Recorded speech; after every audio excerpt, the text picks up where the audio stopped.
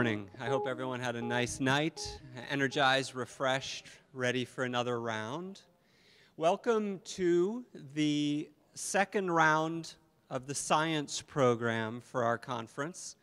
This is, again, endorsed by the Nelson Institute for Environmental Studies. And we will be running through 3 talks. As you remember, I postponed my own talk yesterday to today. So we'll have 3 talks and then a panel of 4 members. I'll be giving up my seat on the panel for Peter David from the Great Lakes Indian Fish and Wildlife Commission to take my place there. And now it's my very great pleasure to introduce a longtime friend and colleague, James Hammill, who works for Iron Range Consulting, and formerly, he's now retired from the Michigan Department of Natural Resources. Please welcome Jim. Thanks, Adrian.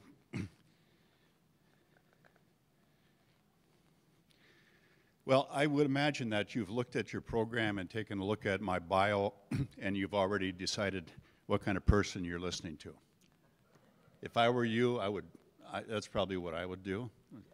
I'd have a preconceived notion. And that's all right. You're welcome to do that.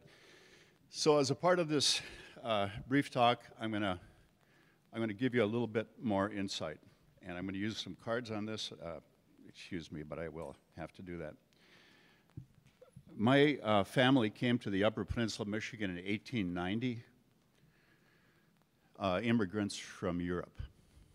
We have, and since that time, we've all been there, all this time.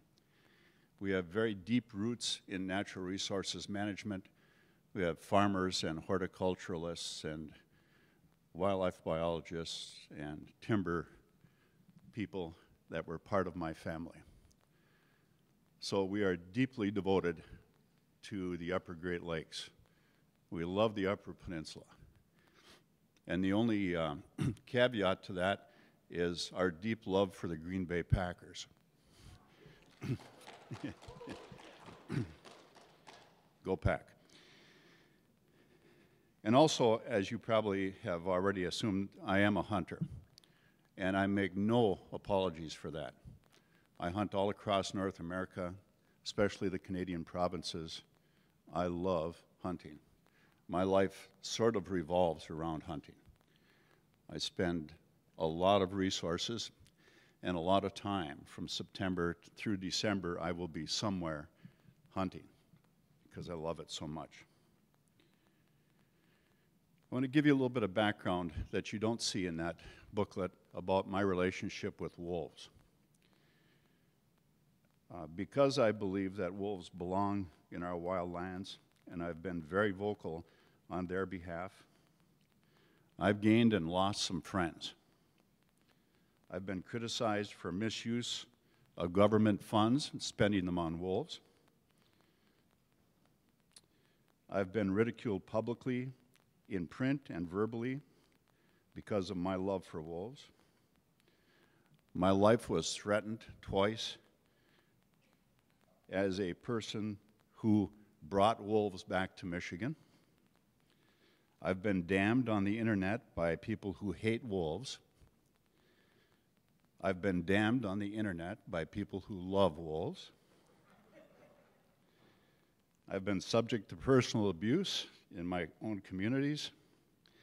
I've had to carry a concealed weapon for at least a couple of years because of threats on my life, because of my devotion to wolves. And they weren't idle threats. In fact, the one person who made them is serving 50 years in prison right now for attacking a sheriff's officer a couple years ago. I lost a best friend, my pilot, when he was flying my radioed wolves when I was a biologist for DNR. I spent hundreds of hours tracking, trapping, and radio collaring wolves when my agency was still trying to deny that they even existed at all in Michigan. I begged money from my friends and used my own funds and equipment to monitor wolves when my agency would spend none on wolves. I'm deeply invested in wolves and completely committed to their persistence in Michigan and elsewhere. So I just want to give you a little bit of a background, because what you are going to hear for the rest of this brief presentation, you might think is opposed to that, but it's not at all. I think, in my experience, 42 years in managing wildlife in the upper Great Lakes, I think I have somewhat of a feeling for ways that we can move forward and improve on resource management.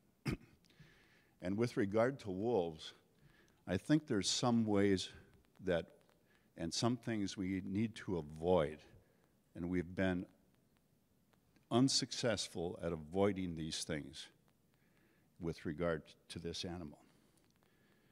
I don't believe that ballot box opinion surveys, votes, or referendums are the way to manage wildlife in Michigan or elsewhere.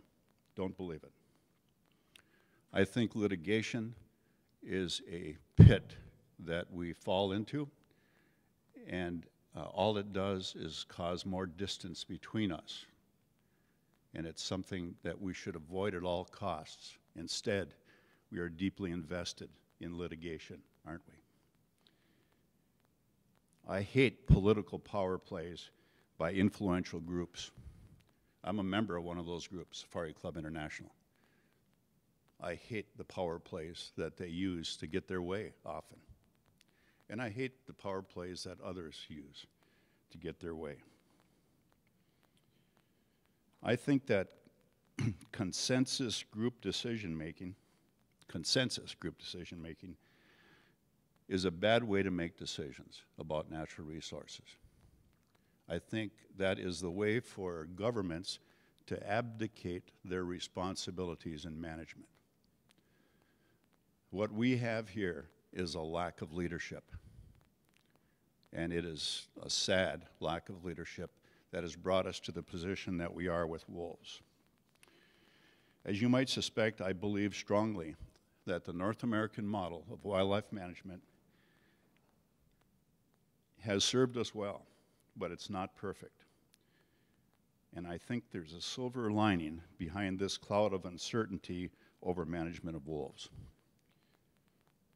Wolves and their management, I think, represent a wonderful opportunity to improve upon the North American model, to actually change it, to do things differently.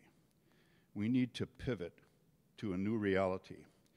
We need to involve people in wildlife management who have not been involved before. By folding in to these decisions good human dimensions research.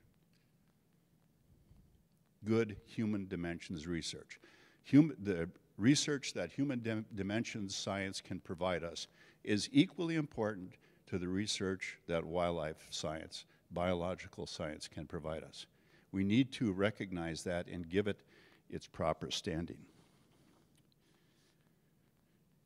In order to manage like that, however, state agencies must be willing to loosen the reins of full control over decisions and cultivate true partnerships with citizens. I worked for state government for 30 years, and I'm here to tell you that largely state governments don't understand partnerships. What the states are looking for is disciples. If you believe in what they believe in, then you're a partner. If you don't, you're something else, a litigant. And I think that's a sad state of affairs. We need to get beyond that. Let's talk about values for wolves. There's a whole host of values that people have for wolves and for many other species of wildlife. There's naturalistic values. There's ecologistic values. There's spiritual values. There's utilitarian values. There's existential values.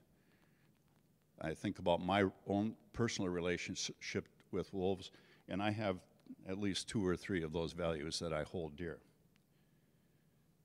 I think agencies are responsible to take all of those values into account when managing wolves and to assure that all of those values are provided for. That's a tall order, but nobody said it was going to be easy. I think that people, not agencies now, but people, must recognize that individual animals are relatively unimportant. Populations are important. I think you need to realize that your value won't be represented unless you allow and respect others' values. If you don't recognize and respect others' values, how can you expect that they will represent, respect, or even want to care about your values?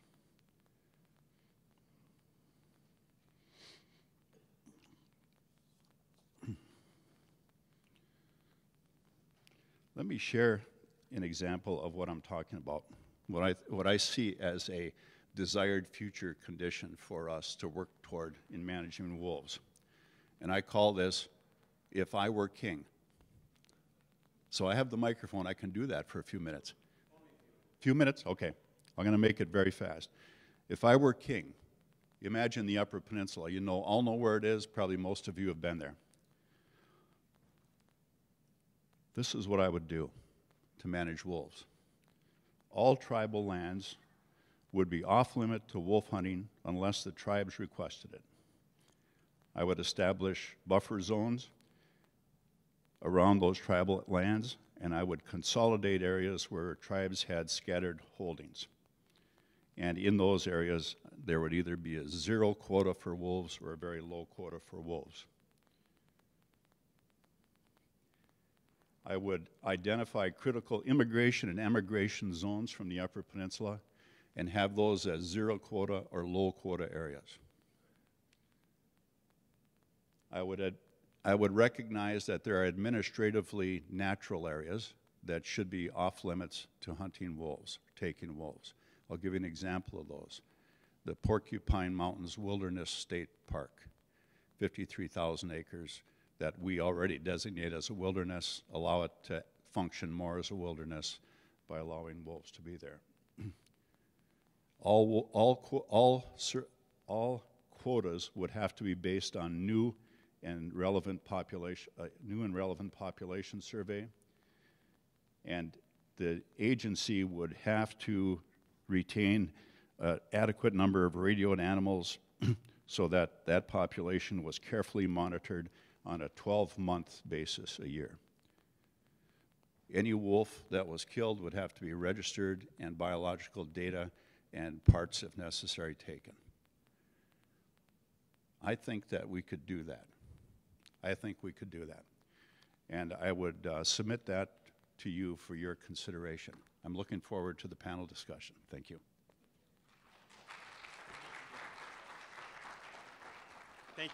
Thank you very much. Please hold your questions as Jim will be on the panel with us.